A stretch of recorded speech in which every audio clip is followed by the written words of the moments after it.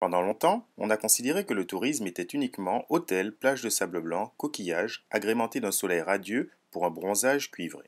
Aujourd'hui, le touriste fait son choix de lieux à visiter et certains préfèrent même le vert de la nature. Bien heureusement, la verdure peut se concevoir avec l'écologie lorsque celle-ci est préservée dans les moindres détails, comme profiter de l'énergie du soleil et du vent pour produire l'électricité nécessaire à ses besoins quotidiens.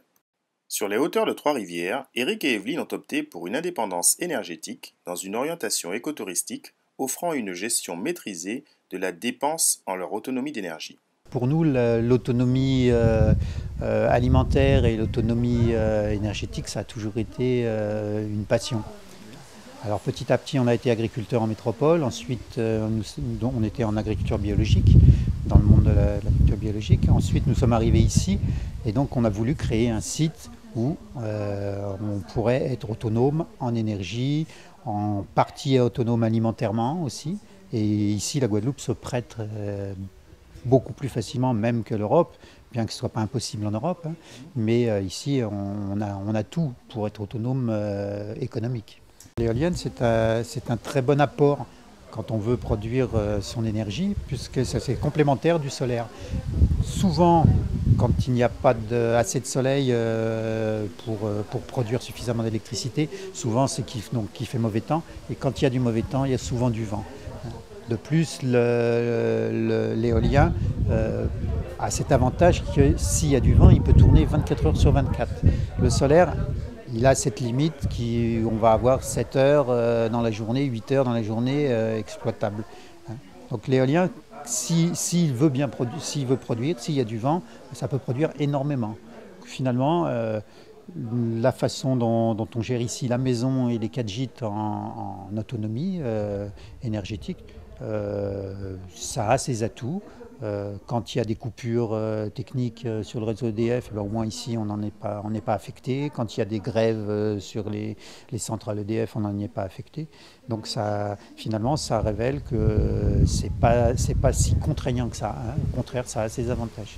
Cet engagement a valu à ce couple d'écologistes de recevoir un prix récompensant ses efforts, validé par l'ADEME, fier de mettre en évidence les espaces Info-Énergie. Les espaces Info-Énergie ont le but de renseigner totalement gratuitement la population sur tout ce qui est énergie renouvelable, les aides et économie d'énergie.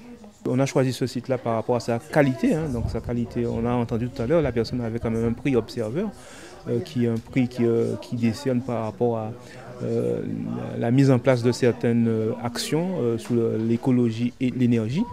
Alors, ils sont pas en fait autonomie énergétique, donc on a vu les panneaux solaires, donc 4 gîtes parfaitement autonomes et sans clim, surtout sans clim, puisque bon, nous sommes quand même à 385 mètres d'altitude qui nous permet de ne pas avoir la clim. Donc on ne pourra pas dire que partout on peut s'en passer, mais on peut quand même s'en passer. Donc le Prérure, qui est un plan énergétique qui a été fait en 2006 par la région, a fait une étude entre 90 et 2006.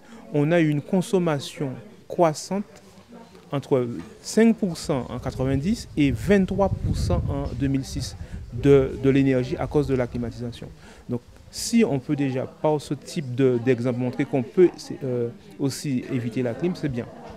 Une visite de cette catégorie d'habitation permet de prendre conscience de tous les avantages et inconvénients que peuvent enseigner la culture écologique, respectueuse de l'environnement et des traditions locales, sans occulter la protection des milieux souvent fragilisés à cause des pressions subies, notamment par la brutalité des catastrophes naturelles.